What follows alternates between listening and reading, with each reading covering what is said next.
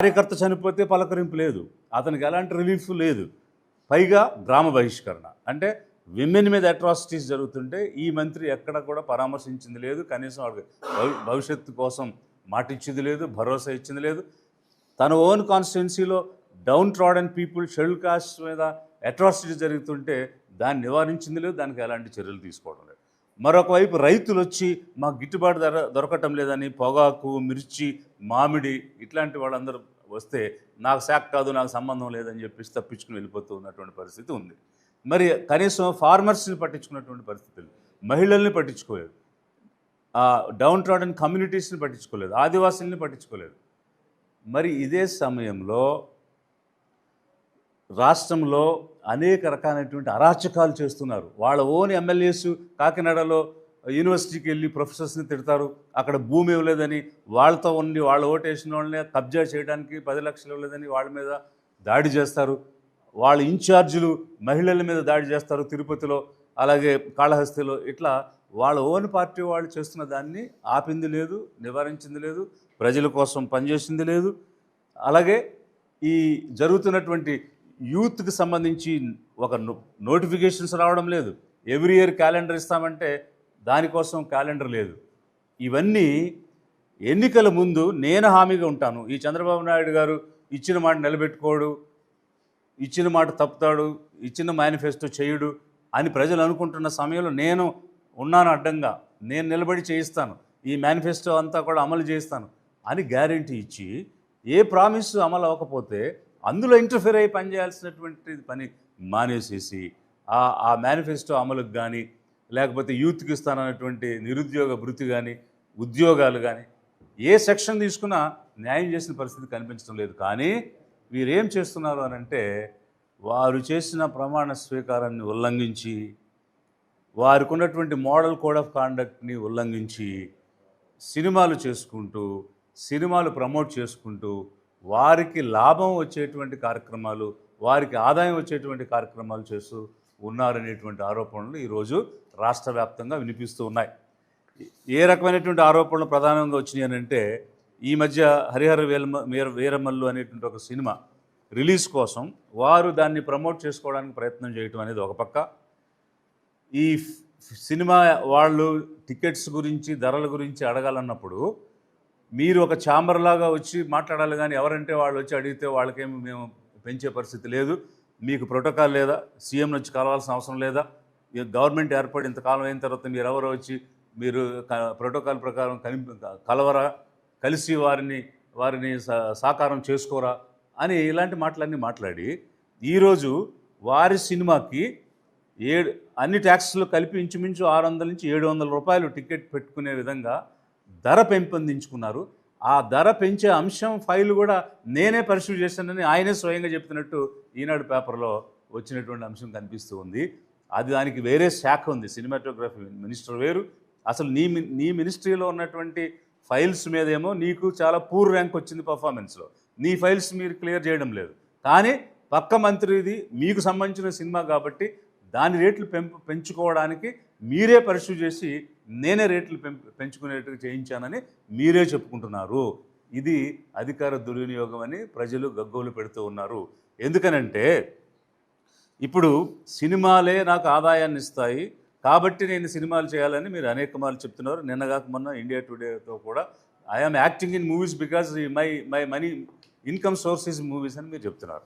మరి ఇక్కడ government of India అలాగే మన రాష్ట్ర ప్రభుత్వాలు ఇచ్చినటువంటి గైడ్లైన్స్ కానీ, కోడ్ ఆఫ్ కండక్ట్ కానీ ఏ విధంగా ఉంటుందనంటే, ఎవరైనా సరే ఈ మంత్రిగా చేరేటప్పుడు ఎలాంటి కోడ్ ఆఫ్ కాండక్ట్ కలిగి ఉండాలంటే, సెవర్ ఆల్ కనెక్షన్స్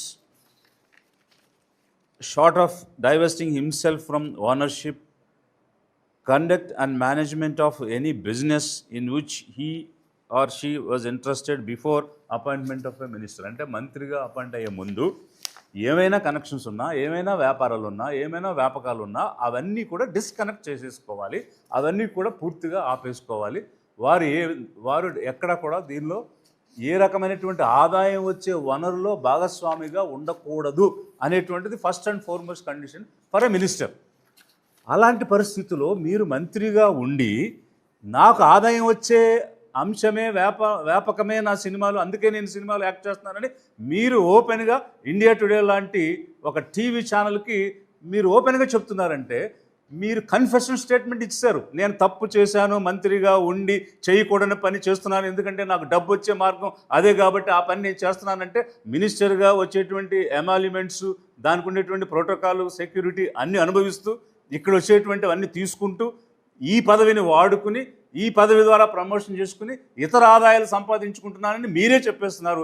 మీరే అంటే ఒక కోర్టులో కన్ఫెషన్ స్టేట్మెంట్ ఇచ్చినట్టు మీరు ఇచ్చినటువంటి ఛానల్స్కి ఇచ్చిన ఇంటర్వ్యూస్లోనే క్లియర్గా కనిపిస్తుంది అనేటువంటిది ప్రజలందరూ కూడా మాట్లాడుతున్నటువంటి అంశం. ఇలాంటి అంశాలన్నీ కూడా మా దృష్టికి ప్రజలు తీసుకొని వస్తూ ఉన్నారు. అదేవిధంగా engaging in commercial acting, attending the film functions, earning income from them constitutes involvement in a business. అలాగే మనకి prevention of corruption act 1988 section 7 and section 13 చాలా క్లియర్గా ఏం చెప్తున్నారంటే offense relating to public servant being bribed, public servant obtaining undue advantage without consideration, criminal misconduct by a public servant, ఇవన్నీ కూడా corruption act చెప్తుంది. అదేవిధంగా గవర్నమెంట్లో అంటే ఎగ్జిక్యూటివ్లో భాగమైనటువంటి వ్యక్తిగా ఒక బోనఫైడ్ అఫీషియల్ పర్సన్గా ఉన్నటువంటి మీరు ఏ విధంగా ఏ రూపంలోనూ కూడా పర్సనల్ బిజినెస్ కానీ, అటెండెన్స్ ఎట్ అదర్ ఎంగేజ్మెంట్స్ కానీ, ప్లెజర్ ట్రిప్స్ కానీ ఇట్లాంటివి ఏవి కూడా చేయకూడదు. దానికి గవర్నమెంట్ మెషినరీ వాడకూడదు, అందుకు సంబంధించినటువంటి పర్సనల్ మనుషులను కూడా వాడకూడదు అనేటువంటిది చాలా క్లియర్గా చెప్తూ ఉన్నది. అదేవిధంగా వీరు రకరకాల ప్లేసులకు మదురైకి వెళ్తారు, చెన్నైకి వెళ్తారు, లేకపోతే హైదరాబాద్కి వెళ్తారు, ఎక్కడెక్కడికో వెళ్తారు. ఆంధ్రప్రదేశ్ మంత్రికి బయట రాష్ట్రంతో ఏం పని? ఒకవేళ బయట రాష్ట్రానికి మీరు వెళ్ళేటట్లయితే అఫీషియల్ మెషినరీని కానీ ఇక్కడ ఉన్నటువంటి హోదాను కానీ వాడుకుని ఏ విధంగా వెళ్తారు? Unless it is unofficial engagement. If you are meeting a union minister or somebody on unofficial engagement pertaining to your portfolio or on behalf of the government, if you are meeting someone, that's fine. But మీరు మానాడు, మదురైలో మానాడు సభకు వెళ్తారు, అక్కడ high court ఏమని ఇచ్చింది, ఎలాంటి రాజకీయమైనటువంటి ప్రసంగాలు చేయకుండా మీరు రిలీజియస్ కార్యక్రమం చేసుకోమని పర్మిషన్ ఇచ్చి ఆ మీటింగ్ పెట్టారు వాళ్ళు. అలాంటి చోటకు వెళ్ళి మీరు కంప్లీట్గా పాలిటిక్స్ మాట్లాడుతూ ఉన్నారు. మరి ఆంధ్రప్రదేశ్ రాష్ట్రం నుంచి మదురైకి వెళ్ళడానికి మీకేం అఫీషియల్ ఎంగేజ్మెంట్ లేదు కదా, that is not an official engagement. అలాగే మీరు చెన్నైకి వెళ్ళి ఇంకొకటి ఏదో చేస్తారు. సో ఇట్లా ఈ రకమైనటువంటి మిస్యూజ్, మళ్ళీ అఫీషియల్ మెషినరీని అందరినీ తీసుకుని మీరు సినిమా షూటింగ్స్కి వెళ్తున్నారు. ఓకే, ఒక సెక్యూరిటీ రీజన్ ఉండి సెక్యూరిటీ కోసం మీరు అఫీషియల్ సెక్యూరిటీ తీసుకెళ్లారంటే దాన్ని అర్థం చేసుకోవచ్చు. ఒకవేళ అలాంటి థ్రెట్ ఉంటే డెఫినెట్గా state will provide security for you. దాని గురించి మిస్యూజ్ అనేటువంటి మాట ఏమి లేదు. కానీ మీ పదవిని, మీ హోదాని, ఇప్పుడు సినిమాటోగ్రఫీ మినిస్టర్ ఫాలోఅప్ చేయాల్సిన ఫైల్ని నేను ఫాలోఅప్ చేశానంటారు, మీ సినిమాకి టికెట్లు పెంచుకున్నానని చెప్తారు.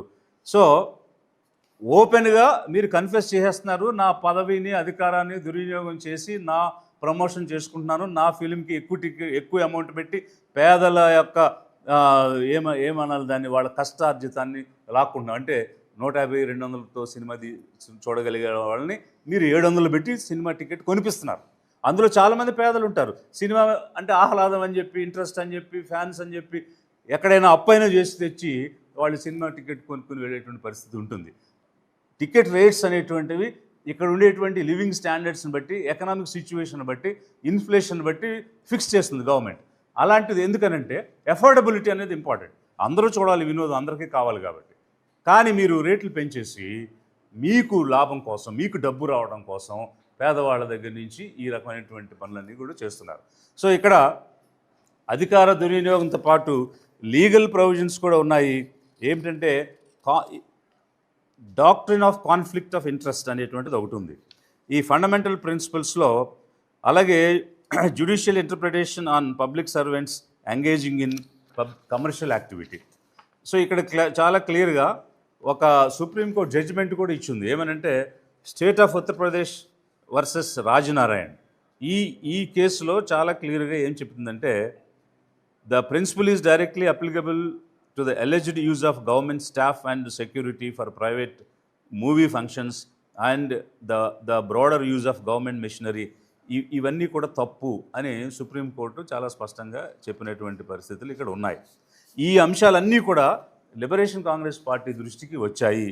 ఈ ఈ రకమైనటువంటి ఆరోపణలు, మీరు సినిమా హాల్లోకి వెళ్ళి అక్కడ ఏదో మాట మంతి అనేటువంటి కార్యక్రమాన్ని నిర్వహించటం, మన ఊరు మా మంతి అని అది లైవ్లో ప్రచారం చేయటం, అక్కడ ప్రభుత్వ కార్యక్రమాన్ని సినిమాని కలిపి చేయడం, అలాగే ఈ ధరలు పెంచడం అనేటువంటి అంశంలో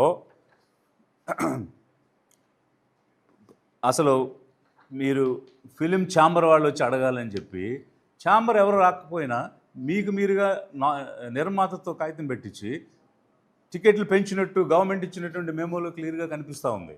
మరి మీరు చెప్పినటువంటి ఈ ఛాంబర్ అంతా ఏమైపోయింది? ఫిలిం ఛాంబర్ వాళ్ళందరూ కూడా ఏమైంది? కేవలం మీ యొక్క పర్యవేక్షణలో ప్రత్యక్ష ప్రమేయంతోనే టికెట్లు పెంచారని మీరు అడ్మిట్ చేయడం జరిగింది.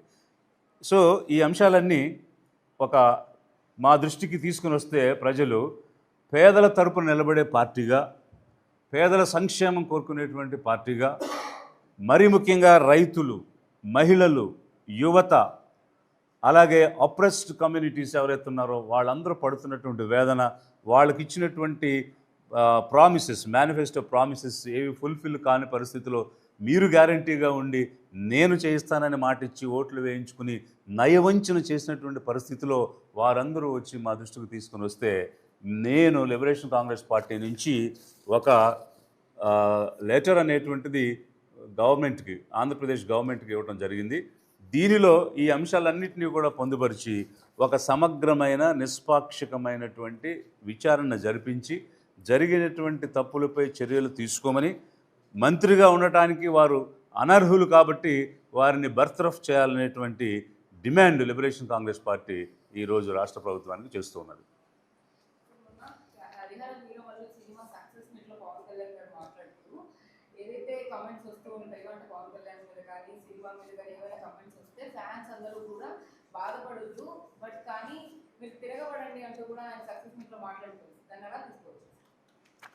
అంటే ఇక్కడ రెండు రకాలైనటువంటి ఇవి కనిపిస్తూ ఉన్నాయి. ఒకటి, వాళ్ళు నిరుత్సాహపడొద్దు, ఎవరో చిన్న నెగిటివ్ కామెంట్ చేశారు కాబట్టి అంత మాత్రం చేత మీరు నిరుత్సాహపడిపోవాల్సిన అవసరం లేదు, ఏదైనా నెగిటివ్ కామెంట్ ఉంటే దానికి సరైనటువంటి సమాధానం ఇవ్వండి అని చెప్పడం అనేది ఒక పద్ధతి.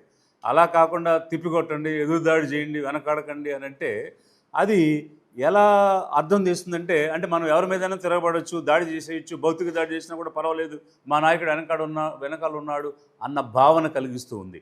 ఒకవేళ మీ ఇంటెన్షన్ నిజంగా సోషల్ మీడియాలో ఈ ట్రోలింగ్స్ అనేటువంటివి, నెగిటివ్ కామెంట్స్ అనేవి జరుగుతాయి కాబట్టి దానికి కుంగిపోవాల్సిన అవసరం ఏం లేదు, మన వాదన ఏంటో మీరు వినిపించండి, ఘాటుగా వినిపించండి అని అంటే అది వేరుగా ఉంటుంది. కానీ అతను చెప్పిన విధానం అట్లా అనిపించడం లేదు. మీరు దాడి చేయండి అని అంటే మనం భౌతికంగా దాడి చేసేయచ్చు, నేను వెనకాల ఉన్నాను అనేటువంటి భరోసా ఇచ్చినట్టుగా అది కనిపిస్తూ ఉంది. ఒక మంత్రిగా ఆ విధంగా మాట్లాడటం అనేటువంటిది సమంజసం కాదు. ఎందుకంటే ఒక సమన్వయంతో ఎక్కడైనా కూడా దాడి జరగడానికి అవకాశాలు ఉన్నాయి అని అంటే దానిని ఒక రిస్ట్రెయింట్ మెయింటైన్ చేసే విధంగా వాళ్ళని మార్చాల్సినటువంటి పోర్ట్ఫోలియోలో, అంటే బాధ్యతలో మంత్రి ఉంటారు. అలాంటిది ఇలాంటి కామెంట్స్ చేయడం అనేది చాలా శోచనీయమైనటువంటి విషయం.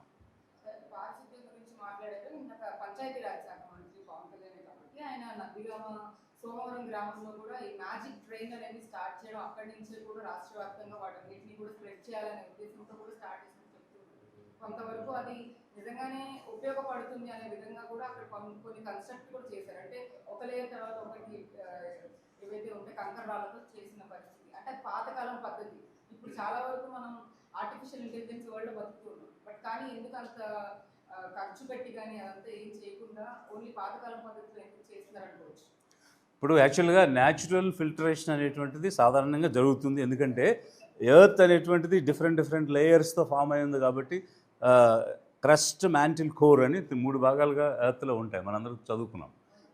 అయితే అలాంటి ఆ న్యాచురల్ ప్రాసెస్ ద్వారా చేయటం అనేటువంటిది వాళ్ళు ప్రోత్సహించాలి అనుకుంటే ఫైన్, అది దాని మీద ఏమి ఇష్యూస్, కామెంట్స్ లేవు. కానీ ఈరోజు 13,000 పైన గ్రామ పంచాయతీలు ఉన్నాయి, 17,000 పైన హ్యాబిటేషన్స్, నివాస ప్రాంతాలు ఉన్నాయి. ఏ గ్రామానికైనా వెళ్ళి చూడండి, గ్రామం పరిశుద్ధంగా ఉందా, పారిశుద్ధ్యంతో ఉన్నదా, డ్రైనేజెస్ సక్రమంగా ఉన్నాయా, ఎక్కడంటే అక్కడ నీళ్ళు నిలబడిపోతున్నాయి, మురికి కుంటలు ఉన్నాయి, దోమలు వస్తున్నాయి, డిసీజెస్ వస్తున్నాయి. ఇదంతా ఒకవైపు అయితే, ఆ ఎస్పెషల్లీ కోస్టల్ ఏరియాలో ఎక్కడైతే మనకి ఆయకట్టు ప్రాంతం ఉన్న కెనాల్స్ ఉన్నాయో, ఈ కెనాల్స్లో ఎక్కడ చూసినా కూడా ప్లాస్టిక్ సంచులు, భయంకరమైనటువంటి కాలుష్యం ఉంది. ఆ కెనాల్స్ క్లీన్ చేయటం లేదు, డ్రింకింగ్ వాటర్ ఇచ్చే కెనాల్స్ కూడా క్లీన్ చేయటం లేదు. ఎక్కడ వరకు ఎందుకు విజయవాడ వెళ్ళి చూడండి, రైల్వేస్ కెనాల్ ఉంది, ఏలూరు కెనాల్ ఉంది, బందర్ కెనాల్ ఉంది. ఈ కెనాల్స్లో ఎంత డస్ట్ పడుతుంది, ఎంత డ్రైనేజెస్ వెళ్ళి మెర్జ్ అవుతున్నాయి. వీటన్నిటి గురించి కూడా నిర్వహించడానికి చర్యలు లేవు. మనం తాగేటువంటి నీరు అందించే కాలువలు పరిశుభ్రం చేయడం అనే దాని మీద శ్రద్ధ లేదు. ఆ పనులు ఏమీ చేయడం లేదు. సినిమాలు చేసుకునే దాని మీద, వాళ్ళు చేసిన సినిమా మీద డబ్బులు సంపాదించడానికి ప్రమోట్ చేసుకునే దాని మీద ప్రజలు మీకు ఇచ్చిన అధికారాన్ని మీరు దుర్వినియోగం చేస్తూ ఉన్నారు.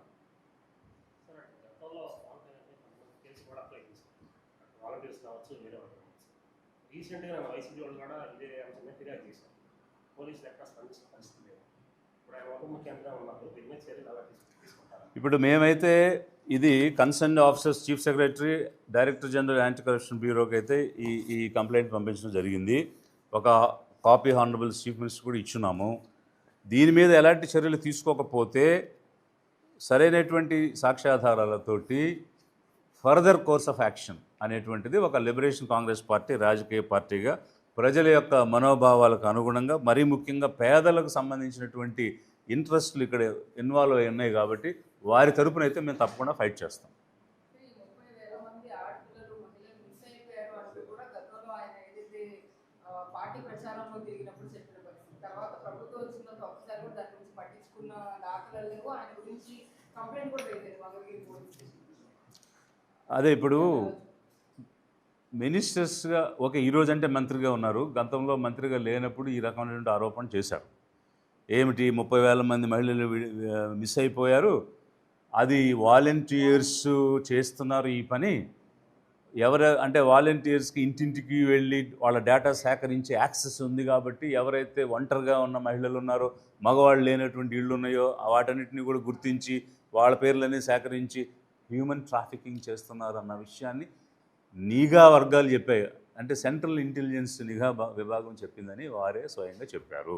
మరి సెంట్రల్ ఇంటెలిజెన్స్ నిఘా విభాగం మీకు ఆ విషయం ఇచ్చుంటే ఎందుకు సంవత్సరం అయిన తర్వాత కూడా ఆ ఇన్ఫర్మేషన్ మీ చేతిలో ఉండి కూడా ఏ వాలంటీర్ ఈ పని చేశారు, ఎక్కడ హ్యూమన్ ట్రాఫికింగ్ జరిగింది, దాని మీద ఎందుకు చర్యలు లేవు? ఇది ప్రజల నుంచి ఎదురవుతున్నటువంటి ప్రశ్న. అందులో అధికారంలో మీరు ఉండి ఎందుకు చర్య తీసుకోవడం లేదు? రెండవది, మహిళలు మిస్ అయింది, విమెన్ అంతమంది, అన్ని వేల మంది మహిళలు మిస్ అయిపోతే నేను తలదీసే చట్టాన్ని తెస్తానన్న వ్యక్తివి కనీసమైనటువంటి మానవత దృక్పథంతో కూడా ఆలోచించే పరిస్థితి లేదా? లిబరేషన్ కాంగ్రెస్ పార్టీ ఈ సందర్భంగా ప్రశ్నిస్తోంది. సనాతన ధర్మం గురించి కూడా ఆయన ఎక్కువ ప్రమోట్ చేస్తూ కూడా, అంటే ఆ మతపరమైనటువంటి మాలలు వేసుకుంటూ కూడా బయట తిరుగుతూ ఉంటారు. అందరికీ చెప్పే విధానం, అంటే గతంలో ఏదైతే ఆయన నేను మతానికి కులాలకి అతీతంగా ఉంటాను అని చెప్పి ఏదైతే ప్రామిస్ చేస్తూ ఆయన జనాల మధ్యలోకి వచ్చారో, ఇప్పుడు నేను సనాతన ధర్మాన్ని పాటిస్తానని చెప్పి చెప్పడం బట్టి అయితే చూపిస్తారు. అంటే ఒక ఆయన ఉప ముఖ్యమంత్రిగా ఉన్నారు, ఒక మినిస్టర్గా ఉన్నారు. అదే ఇప్పుడు ఇది ఒక దౌర్భాగ్యం అనాలా, లేకపోతే ఆంధ్రప్రదేశ్ రాష్ట్రానికి దాపురించినటువంటి దురదృష్టమైనటువంటి పరిస్థితి అనాలా అర్థం కావటం లేదు. ఎందుకనంటే ఎనీ కాన్స్టిట్యూషనల్ ఎంటిటీ ఎప్పుడూ కూడా రాజ్యాంగాన్ని ఎలా పరిరక్షించాలి, రాజ్యాంగంలో ఉన్న విలువలను ఎలా పాటించాలి అనే దానికోసమే ప్రయత్నం చేస్తారు. సో అందులో భాగంగా మనది ఒక sovereign secular democratic republic state. So అట్లాంటి స్టేట్లో మనము ఒక సోషలిజం గురించి, సెక్యులరిజం గురించి ప్రమోట్ చేయాల్సింది మానేసి ఒక రకమైనటువంటి స్ప్లిట్ని, ఒక రకమైనటువంటి ద్వేషాన్ని, మతాల మధ్య సామరస్యం ఉండాల్సిన పరిస్థితిలో విద్వేషాలను రెచ్చగొట్టే విధంగా బాధ్యత కలిగినటువంటి పదవిలో ఉన్నటువంటి ఒక మంత్రి గారు చేయడం అనేటువంటిది చాలా శోచనీయమైనటువంటి విషయం. అందుకోసమే మేము నేరుగా వారిని అడుగుతున్నాము, అసలు మీ సనాతన ధర్మం అంటే ఏమిటో నిర్వచనం చేయండి, ప్లీజ్ డిఫైన్. మీరు చెప్పే సనాతన ధర్మం, మనువు చెప్పిన సనాతన ధర్మం సేమా? ఒకవేళ ఆ రెండు సేమ్ అయితే మాత్రం you cannot talk like that. మీరు పలుగు పారబట్టుకుని పొలంలోకి వెళ్ళి పని చేసుకోవాలి. మీరు సినిమాలు చేయకూడదు, మంత్రిగా ఉండకూడదు, ఏ రకమైన వ్యాపారం చేయకూడదు. బికాస్ నీకు మనువు ఇచ్చినటువంటి ధర్మం వ్యవసాయం చేయమని. కాపు అంటే వ్యవసాయం చేసేవాడు కాపు అని. మరి ఎవరికైతే ఏ వృత్తి ఇచ్చాడో ఆ వృత్తి చేయాలి, కానీ ఆ వృత్తులన్నీ మానేసేసి మాకు నచ్చిన పని మేము చేస్తాం, కానీ సనాతన ధర్మం మీరు మాత్రం పాటించండి ఎదుటి వాళ్ళ మీద రుద్దడానికి, లేకపోతే భర్త చనిపోతే భార్యని ఆ చిత్తులో కాల్చడానికి చెప్తున్నారా ఈ సనాతన ధర్మం? First you define what is ధర్మం. అది చేయకుండా తప్పుదావ పట్టించే విధంగా, జనాల్ని మభ్యపెట్టి ఏదో మత కలహాలు సృష్టించే విధంగా, వర్టికల్గా స్ప్లిట్ చేసే విధంగా చేయడం అనేటువంటిది కరెక్ట్ కాదు. మీరు మారాలి, సమాజం కోసం సామరస్యం కోసం మీరు పనిచేయాలని కోరుకుంటున్నాం. సార్, ఇప్పుడు టికెట్స్ రేట్స్ సిస్టమేటిక్గా పెంచాలని ఓన్ చేసుకొని పెంచాలి అంటే ఈ సినిమా యూనిట్కి నిర్మాతలకి ఒక లబ్ధి చేకూర్చే ప్రాసెస్ అని మాట్లాడుకోవచ్చు. సో ఇది ఒక అఫీషియల్ అవినీతి అని కూడా మాట్లాడవచ్చు. ఎందుకంటే ఖచ్చితంగా ఒక ప్రోటోకాల్ రేట్లు పెంచాలని గవర్నమెంట్ అప్పీల్ చేసుకోవడం, ఆ టీం దాని కన్సర్న్ మంత్రి శాఖ అంతా కలిసి రేట్లు పెంచడం అన్నది అఫీషియల్గా చేస్తారు. ఇప్పుడు మీరు మాట్లాడిన దాంట్లో ఆయనే ఓన్ చేసుకొని ఆయన రేట్లు పెంచేశారంటే అతను ఓన్ టీంకి లబ్ధి చేకూర్చడానికి చేస్తారు. దాన్ని ఎలా తీసుకోవాలి? అదే చెప్తున్నాను. వారు ఈ మధ్య ఇచ్చిన ఇంటర్వ్యూలు కానీ, పేపర్కి ఇచ్చిన స్టేట్మెంట్స్ ద్వారా కానీ, తప్పు చేసిన వాళ్ళు ఒక కోర్టులో ఎట్లయితే కన్ఫెషన్ స్టేట్మెంట్ ఇస్తారో ఆ రకమైనటువంటి స్టేట్మెంట్స్ తెలిసి ఇచ్చారో తెలియక ఇచ్చారో వారైతే ఇచ్చేశారు. సో ఆ విధంగా ఇవ్వడం వల్ల ఏమైందంటే తాను చేసిన తప్పులు ఆయనే ఒప్పేసుకుంటున్నాడు. ఒక మంత్రిగా ఉండి తాను నటించినటువంటి సినిమాని ప్రమోట్ చేసుకునేటువంటి అవకాశం లేదు. అంతేకాకుండా సినిమా షూటింగ్కి వెళ్ళడానికి గవర్నమెంట్ పర్మిషన్ తీసుకుని వెళ్ళాలి అతను. ఒకవేళ అక్కడ ఎలాంటి రెమ్యూనరేషన్ లేకుండా కేవలం ఒక యాక్టివిటీగా నేను వెళ్ళాలి అనుకుంటే ప్రాపర్గా అప్లికేషన్ పెట్టుకుని వితౌట్ ఎనీ రెమ్యూనరేషన్ ఈ యాక్టివిటీ చేయడానికి గవర్నమెంట్ పర్మిట్ చేస్తుంది అని గవర్నమెంట్ మెషినరీని కానీ దీన్ని కానీ వాడుకోకుండా వెళ్ళాలి. అలాంటి పర్మిషన్ ఆయన ఏమీ తీసుకోలేదు. అతను గవర్నమెంట్ మెషినరీని వాడుకుని మరీ సినిమా షూటింగ్లకి వెళ్ళినటువంటి పరిస్థితి కనిపిస్తూ ఉంది. Purely violation, it's a clear violation, conflict of interest, misuse of official machinery and సొంత లాభానికి వారు చేసినటువంటి చర్యలు. హిందీ భాష గురించి కూడా వారు ఎక్కడ పడితే అక్కడ మాట్లాడుతున్నారంటే తెలుగు భాష ప్రావీణ్యాన్ని పక్కకు పెట్టి ఓన్లీ హిందీ లాంగ్వేజ్ ఇంపార్టెంట్ అంటూ కూడా వాళ్ళు మాట్లాడుతున్నారు. ఇప్పుడు 22nd షెడ్యూల్ 8th షెడ్యూల్లో 22 లాంగ్వేజెస్ ఉన్నాయి. అందులో హిందీ ఉంది, తెలుగు, కన్నడ, మలయాళం, ఒడియా, మరాఠీ ఇలా అనేకమైనటువంటి భాషలు ఉన్నాయి. అన్ని భాషలకి ఒకటే స్టేటస్ రాజ్యాంగం ఇచ్చింది. అంటే గుర్తింపు, గౌరవం same. So no way Hindi is superior, no way Telugu is inferior. So ఈరోజు మనకు కావాల్సింది ఏంటంటే ప్రపంచవ్యాప్తంగా ఆంధ్రులు కానీ తెలంగాణలో తెలుగు వాళ్ళు కానీ అవకాశాలు అందిపుచ్చుకోవాలి అని అంటే today's requirement is English education.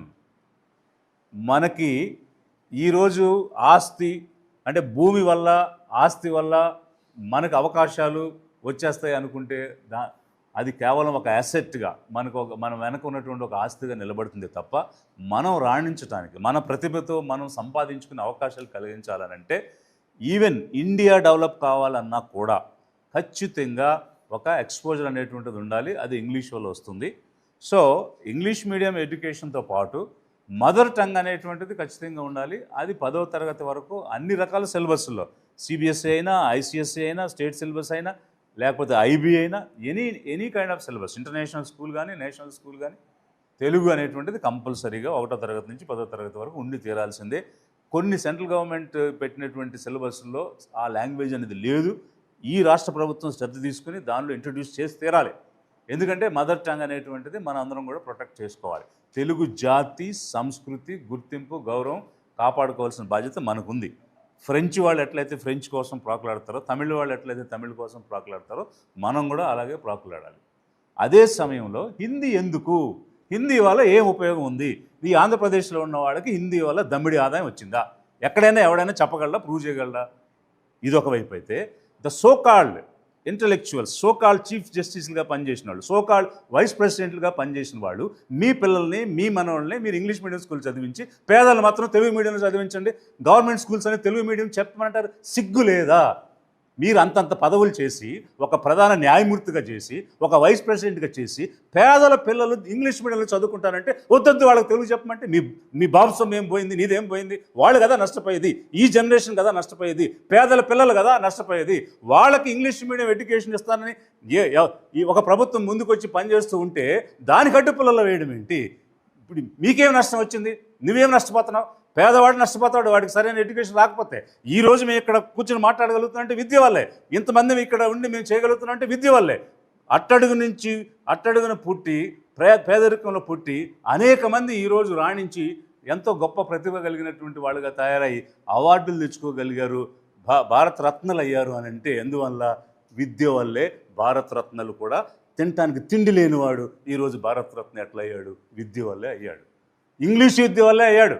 Doctor Ambedkar London School of Economics, Columbia University, Bonn University, అలాగే లండన్ మ్యూజియం లైబ్రరీలో చదవబట్టే తినడానికి తిండి లేనివాడైనా ఈరోజు భారతరత్న ఎట్లా అయ్యాడు? Because of English education. ఆ రోజు ఫ్రీడమ్ మూమెంట్ జరిగింది. ఫ్రీడమ్ మూమెంట్ జరిగినప్పుడు Lal Gangadhar Tilak, Lala Lajpat Rai, Bankim Chandra Pal, Chatterjee, Tagore, you name anybody, వాళ్ళందరూ బయటికి వెళ్ళి ఇంగ్లీష్ నేర్చుకుని వచ్చారు. వాళ్ళంతా అరిస్టోక్రాటిక్ ఫ్యామిలీ. మహాత్మా గాంధీ ఎక్కడికి వెళ్ళాడు? సౌత్ ఆఫ్రికాకి వెళ్ళి ఇంగ్లీష్లో బ్యారిస్టర్ అయ్యి అక్కడ లా ప్రాక్టీస్ చేస్తూ ట్రైన్లో నుంచి తోసేస్తే అప్పుడు తెలిసింది ఆయనకి వివక్ష అంటే ఏంటనేది. ఓహో, తెల్లవాళ్ళు నన్ను ట్రైన్లో నుంచి కిందకు తోసేశారు, నన్ను వివక్షతో చూస్తున్నారు అన్న విషయాన్ని గమనించి ఇక్కడికి వచ్చిన తర్వాత ఈ దేశంలో ఎవరి మీద వివక్షత ఉందనేది గమనించడం అప్పుడు మొదలుపెట్టాడు. ఇదంతా ఎక్కడి నుంచి వచ్చింది? విద్య వల్ల వచ్చింది, ఎడ్యుకేషన్ వల్ల వచ్చింది. కాబట్టి ఒక కుట్ర జరుగుతుంది, పేదవారిని ఎదగనీయకుండా మళ్ళీ వెనక్కి నెట్టేసి వాళ్ళకు జ్ఞానం రాకుండా చేయడం కోసం మళ్ళీ హిందీ నేర్చుకోండి, లేకపోతే ఇక్కడే కూపస్థ మండూకల్లాగా బావిలో కప్పలాగా ఉండండి అనేటువంటిది ఒక ప్రమోట్ చేస్తున్నది ఆర్ఎస్ఎస్ భావజాలం కానీ లేకపోతే బీజేపీ కానీ. కాబట్టి ఖచ్చితంగా పేదలందరికీ ఇంగ్లీష్ ఎడ్యుకేషన్ అనేది ఉండాలి, మాతృభాష 10వ తరగతి వరకు ఉండాలి, అప్పుడే అవకాశాలు వస్తాయి.